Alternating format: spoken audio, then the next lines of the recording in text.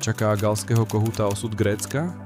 Francúzsko dlhodobo stráca na dôveryhodnosti. Rating jeho verejného dlhu opäť klesol. Známku znížila agentúra Fitch pre neschopnosť vlády zastaviť jeho rast. V relatívnom vyjadrení je na závratnej úrovni 113% HDP. Štát však môže svoj dlh neustále posúvať vyššie. O tom, či nastane krach, rozhoduje schopnosť splácať úroky. Francúzi na nich tento rok zaplatia okolo 55 miliárd eur.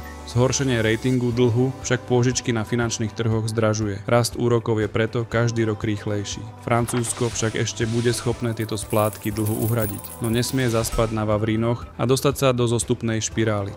Čelí viacerým rizikám. Viac než polovicu francúzskeho dlhu vlastnia zahraniční investori. Stáva sa tak nástrojom nátlaku, ktorý môže oslabovať suverenitu štátu.